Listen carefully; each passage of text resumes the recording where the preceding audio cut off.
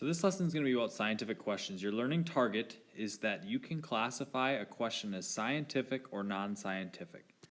So you're going to hear a lot about my garden this year because I like growing plants and I like eating, especially tomatoes. So I have this garden in my backyard and I kind of inherited it. It kind of slopes around here.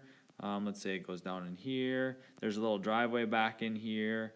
There's a little pathway that goes through that way, maybe kind of ish like that. Maybe there's a little sidewalk that goes right here. So most of the garden grows pretty good. Most of it's got a lot of flowers that I inherited in the back. So the majority of this is all green space right here. And over here we have a bunch more flowers. But in this section right here, this part, there was a lot of open space to plant vegetables. And so when I was planning this garden out, I was mostly thinking about things that I would actually eat. And I'm not a picky eater, but I also don't want to eat a ton of different vegetables because I really didn't want to have to take care of a lot of vegetables. So I kind of thought about planting things that I really liked. And so two of the plants that I really thought about were squash, where I planted my squash over here, and there's some that are kind of growing along here this year. Right now. And the other ones that I was really excited about because I love eating them is tomatoes. And so I planted some cherry tomatoes right here, and they actually have been growing like crazy. And I also planted some of the slicer tomatoes.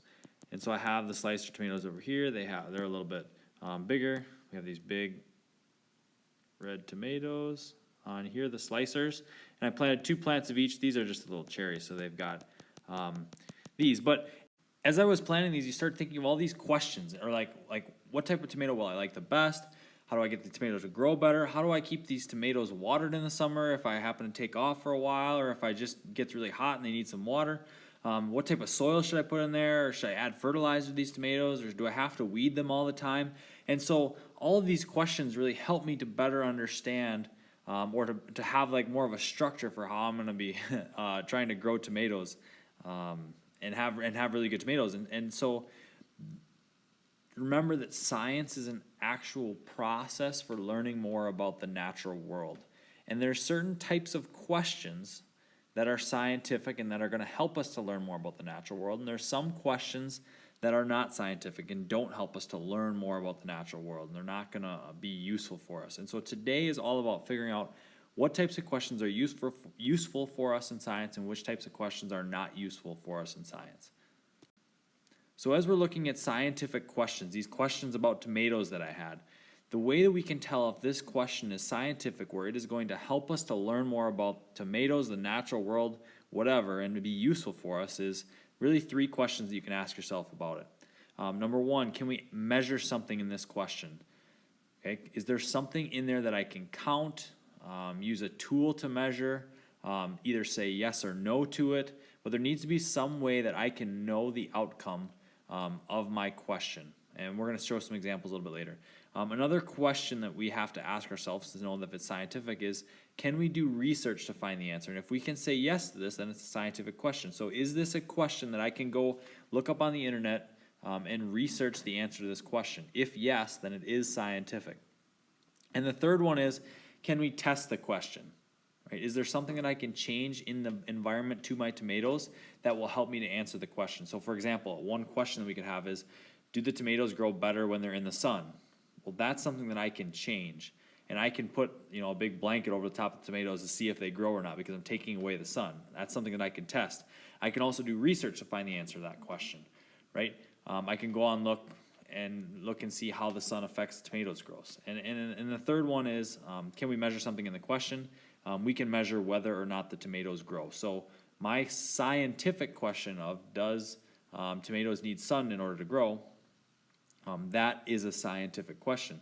Now something like what is the best type of tomato would not necessarily be a scientific question, because can we measure something there?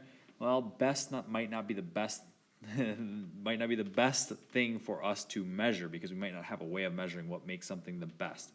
We could do research to find the answer, but we might get a lot of different answers because there's not really a specific answer to what means best. That's kind of an opinion, right?